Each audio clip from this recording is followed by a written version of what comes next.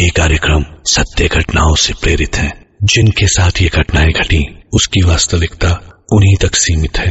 भूत प्रेतों और असामान्य विषयों के होने पर चैनल कोई दावा नहीं करता और न ही प्रोत्साहन करता है। सुबह सुबह मनीष की नींद खुली जब उसका मोबाइल फोन बजा। फोन उठाया तो किसी दीपक का फोन था, जिसने फोन के उठते के साथ ही कहा, मैंने पेपर में ऐड देखा कि आपको किराएदार चाहिए। मैं और मेरा भाई दरअसल फ्लैट ढूंढ रहे हैं। उसने फ्लैट का ऐड पेपर में देखकर फोन किया था। मनीष ने बताया कि वो करीबन 6 महीने से रह रहा है यहां और मकान मालिक बाहर रहते हैं। उसी के ब्रोकर ने बाकी के दोनों कमरों के लिए ऐड दिया है। सारी बातचीत हो जाने के बाद दीपक अपने भाई प्रतीक को लेकर आया। फ्लैट अच्छा लगा तो ब्रोकर को पेमेंट भी कर दिया और अपने भाई प्रतीक के साथ शिफ्ट हो गया अपने इस नए घर में। मनीष अपने काम में 2-3 दिन बहुत बिजी था, इसलिए दोनों से ठीक से बातचीत भी नहीं हुई। उस शाम मनीष जल्दी लौट आया। दीपक और प्रतीक के हंसने बोलने की आवाज 17वें माले के उनके फ्लैट की बालकनी से आ रही थी। बालकनी बिल्कुल कोने में थी और दरवाजा बंद कर दो तो बाहर की आवाजें करीब करीब ना के बराबर ही सुनाई देती थी। मनीष बालकनी में पहुंचा और आधा शहर आंखों के सामने जगमगाता हुआ दिखाई दिया। हाय हेलो हुई तो कुछ देर काम, पढ़ाई, ऑफिस और जिंदगी के बारे में बातें होती रही। जान पहचान से दोस्ती बनी। प्रतीक को याद आया कि उसका मोबाइल तो अंदर रह गया था। वो फोन लेने अंदर गया। दीपक ने देखा कि मनीष के पास ग्लास नहीं है तो वो उसके लिए ग्लास लेने अंदर आया और अंदर आते ही दोनों भाइयों ने दरवाजा बंद कर दिया और हंसने लगे कि मनीष डर जाएगा। उसको बंद रखते हैं बाहर जब तक घबरा के रोने न लगे। लेकिन मनीष ने तो शायद ध्यान भी नहीं दिया। उसकी कोई आवाज भी नहीं सुनाई दे रही थी। दीपक और प्रतीक ने दरवाजा खोला तो देखा बालकनी पूरी तरह से खाली पड़ी थी। दोनों ने तुरंत नीचे झांक कर देखा। मनीष कहीं भी नहीं था।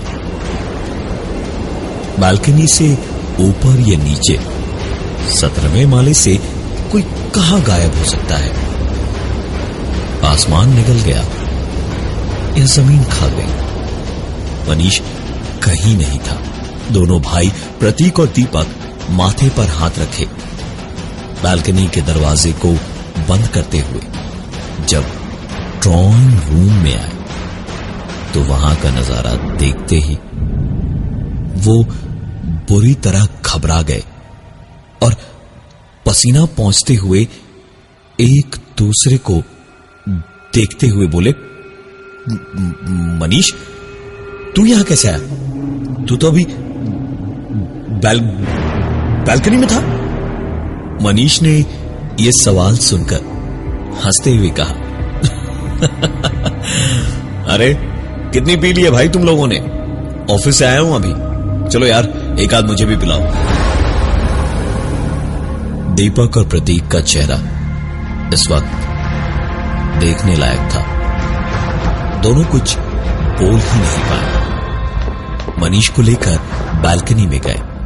सबने एक ड्रिंक बनाई और पीनी शुरू की तो मनीष ने कहा, अरे यार तुम लोग पियो, मैं 2 मिनट में ना हाथ मुंह धोकर के वापस आता हूं। दीपक भी थोड़ी आइस और ठंडा पानी लेने पीछे पीछे आया और आइस और पानी लेकर वापस दरवाजे पर आया तो देखा मनीष बालकनी के दरवाजे को बंद करके हल्के से हंस रहा था। दीपक ने उससे कहा, क्या कर रहे तुम? ये दरवाजा रोक कर क्यों खड़ा है? प्रतीक तो बाहर है ना? मनीष ने एकदम से पलटकर अजीब सी डरावनी मुस्कुराहट चेहरे पर लिए हुए कहा, अभी जब तुम दोनों ने मुझे बंद कर दिया था तब तो बड़ी हंसी आ रही थी। अपना भाई बंद हुआ तो बहुत दिक्कत हो रही है, हाँ? मनीष की बात सुनकर दीपक बिल्कुल हाथ में पकड़ी बर्फ की तरह जम गया और उसने हकलाते हुए कहा, पर तू तो बोला कि तू अभी ऑफिस से आया। मनीष जोर से हंसा और उसने दीपक से कहा, अरे मजाक कर रहा था यार, तू तो डर ही गया। चल प्रतीक को बुला ले, अंदर ही बैठते हैं। प्रतीक को बालकनी से बुलाकर तीनों अंदर आ ही रहे थे जब पीछे से बालकनी का खुला दरवाजा अपने आप जोर की आवाज के साथ बंद हुआ और किसी के रोने की आवाज तीनों को साफ साफ सुनाई देने लगी।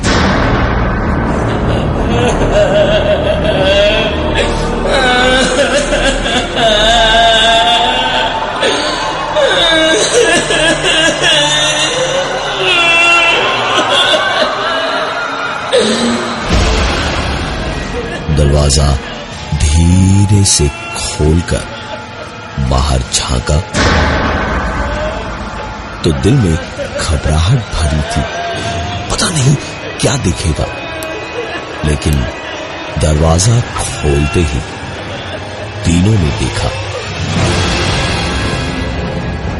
बाहर कोई नहीं था। तीनों अंदर वापस आए। इसके बाद और कुछ नहीं हुआ। अगली सुबह मनीष जल्दी ऑफिस चला गया और शाम को लौटा तो दीपक और प्रतीक अपने कमरे में ही थे। मनीष फ्रेश होकर आया और दरवाजे से ही बोला, अरे तुम दोनों कभी तो कमरे से निकलो, तुम दोनों के अलावा भी लोग हैं दुनिया में। दोनों हंसे और वापस अपनी बातों में लग गए।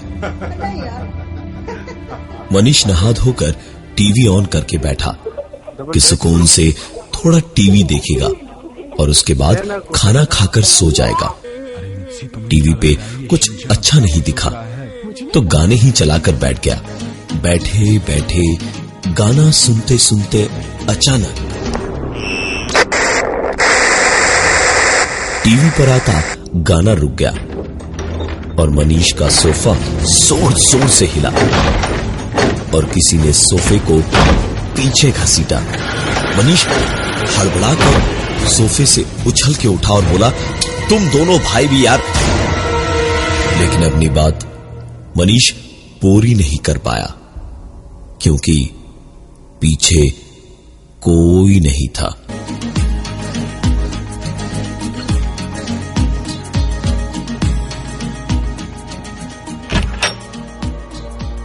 टीवी पे गाने की आवाज वापस आई और अपने कमरे का दरवाजा खोलकर दीपक और प्रतीक बाहर आए। प्रतीक ने पूछा, क्या हुआ भाई, तू चिल्ला क्यों रहा था? मनीष ने जब बताया कि उसे लगा जैसे सोफे को उन दोनों ने पीछे से खींचा है, तो प्रतीक ने कहा, यार हम तो तेरे सामने ही निकले हैं, कहीं इस घर में कुछ गड़बड़ तो नहीं?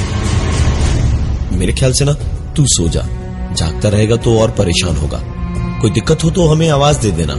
मनीष अपने कमरे में गया तो लैपटॉप निकालकर इंटरनेट सर्फ करने लगा। इंटरनेट पे ही उसने ऐसे वाकये ढूंढे जहां लोगों ने अपनी आप बीती लिखी थी। वहीं से पता चला कि किसी ने अपने बिस्तर पे सर की तरफ से ऊपर एक कील दीवार पर ठोकी थी, जिसके बाद से ऐसी दिक्कतें उसके साथ कभी नहीं हुई। मनीष ने तुरंत टूल बॉक्स निकाला, एक लंबी कील निकाली और लगा हथौड़ी से उसके सर के ऊपर दीवार में ठोकने। कील दीवार में ठोककर मनीष टूल बॉक्स रख के बाथरूम में हाथ धोने गया और हाथ धोते धोते मनीष बाथरूम से बाहर आया तो उसकी आंखों ने जो देखा, उसे देख मनीष का दिल किया एक कील अपने बदन में गाड़ कर देखे कि वो जाग रहा था या सो रहा था। उसके सामने दीवार में ठोकी हुई उसकी वो कील जमीन पर पड़ी थी और दीवार से वो पूरी की पूरी ईंट ही निकली हुई थी।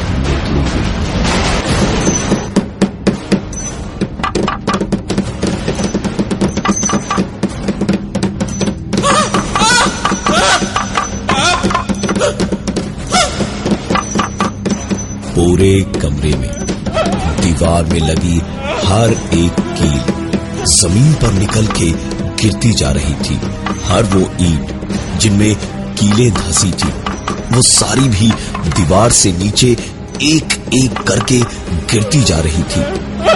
मनीष की चीखें पूरे फ्लैट में गूंज रही थी और यही चीखें सुनकर दीपक और प्रतीक दौड़े दौड़े आए मनीष के कमरे में और एक कोने में किसी डरे हुए बच्चे की तरह घुटनों में मुंह छुपाए बैठे मनीष को पकड़ के प्रतीक ने कहा, मनीष, मनीष, क्या हुआ मनीष? अरे तू ठीक तो है? मनीष क्या हुआ तुझे?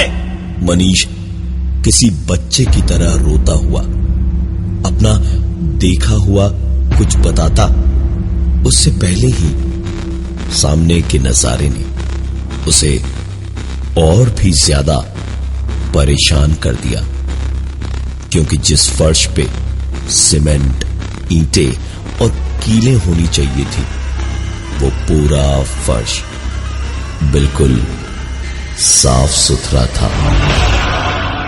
एक धूल का जर्रा भी नहीं था कहीं किसी कोने में। मनीष को प्रतीक ने उठाया और दीपक को इशारा किया।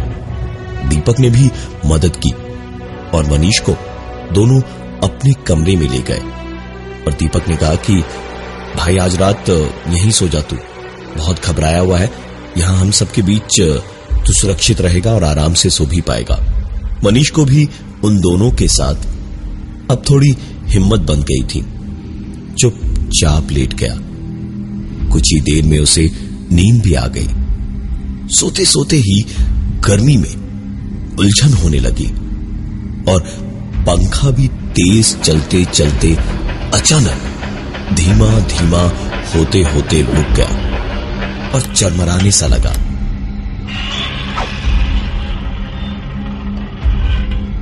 मनीष एकदम से उठा तो अंधेरे में उसके माथे से कुछ टकराया।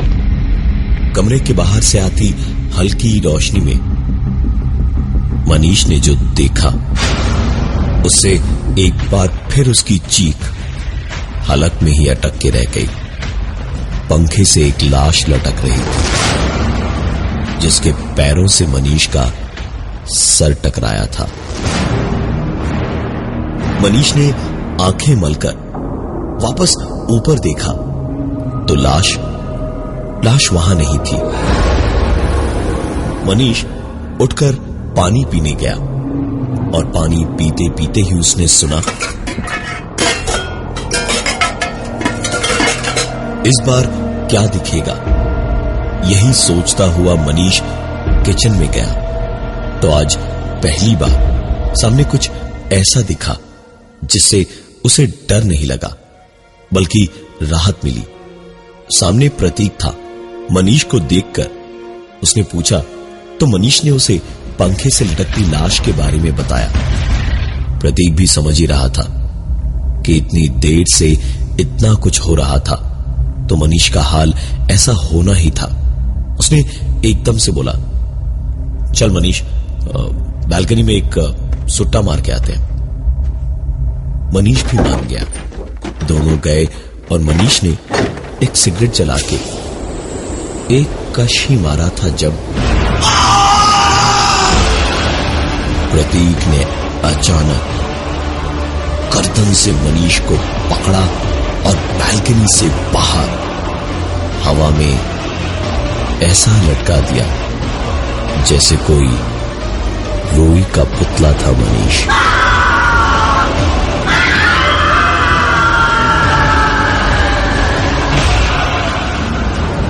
चीखता चिल्लाता मनीष अब तो आखिरकार जीने की उम्मीद छोड़ ही चुका था, जब कहीं से जिंदगी का मसीहा बनके दीपक आया और बालकनी से लटके हुए मनीष को किसी तरह खींच के ऊपर लाया। मनीष से हांफते हुए घबराए हुए दीपक ने कहा, अरे भाई तू पागल हो गया क्या? यहां से लटक के मरना है? इतनी रात तू यहां क्या कर रहा है? मनीष गुस्से में उसी पर पलट के चिल्लाया, पागल मैं नहीं हूं, पागल तेरा भाई प्रतीक है, उसी ने मुझे मारने की कोशिश की है, हमारा भाई ये सब कर रहा है, उसी ने मुझे मारने की कोशिश की है, प्रतीक ने, प्रतीक ने, प्रतीक ने। दीपक इस बात पे बुरी तरह से बिफर पड़ा और गुस्से में दांत पीसते हुए उसने कहा, साले तू पागल ही हो गया है, ये देख प्रतीक सो रहा है वहां पर। एक बार फिर से चौंकने की बारी मनीष की ही थी, क्योंकि प्रतीक गहरी नींद में कमरे में सो रहा था। मनीष चुपचाप वहां से अपने कमरे में चला गया और उसने दरवाजे को बंद कर दिया। दीपक ने भी जब देखा कि किसी भी कमरे में सोए दिक्कतें कहीं भी हो सकती हैं, उसने भी कुछ कहा नहीं। मनीष अपने कमरे में जाके लेटा तो नजर दीवार पर उसी की लगाई उस कील पर गई। अभी तक हुए इतने सब हादसों से मनीष जैसे खुद से ही परेशान हो गया था। मन ही मन उसने खुद से कहा, जब से ये कील ठोकी है तभी से दिक्कतें शुरू हुई है, अभी निकाल के बाहर करता हूं इसे। मनीष ने प्लायर्स निकाले और कील निकालने को जैसे ही आगे बढ़ा तो एक आवाज गूंजी,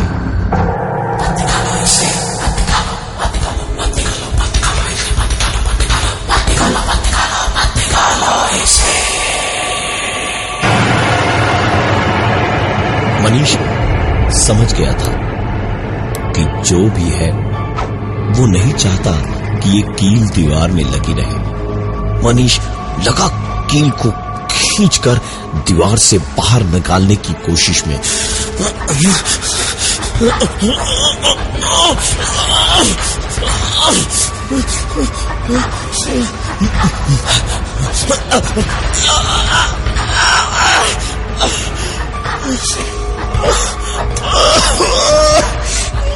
क्या हो रहा है मेरे साथ? क्या हो रहा है? पूरी ताकत से कोशिश करके भी कील टस से मस नहीं हुई और मनीष की हर बढ़ती कोशिश में वो आवाज और बढ़ती गई।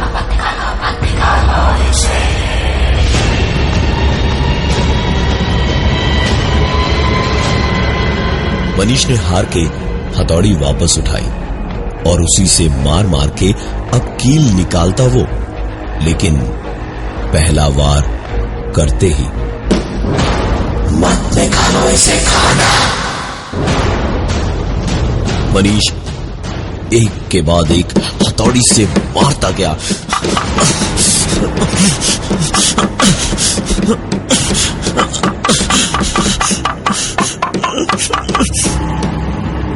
लेकिन वो कील नहीं निकली। मनीष थक हार के नीचे उतरा और बैठ गया। बैठे बैठे उसे अचानक कुछ शक हुआ। मनीष ने लैपटॉप ऑन किया और इंटरनेट पर छांटना शुरू किया। जैसे ही उसने दीपक और प्रतीक एक साथ लिखकर सर्च किया, उसकी आंखें रिपोर्ट पढ़ के फटी की फटी रह गई। अब मनीष को सब समझ आ रहा था। तो तेरे सामने ही निकले हैं, कहीं घर में कुछ गड़बड़ तो नहीं? चल मनीष, बालकनी में एक सुट्टा मार के। दीपक और प्रतीक दोनों भाई तो थे, लेकिन प्रतीक 4 साल पहले मर चुका था। मनीष ये सारी बातें अपने लैपटॉप पे पढ़ ही रहा था जब उसे अपने ठीक पीछे किसी की गर्म सांसों का एहसास हुआ। इससे पहले कि मनीष पलटकर देखता कि उसके पीछे कौन है,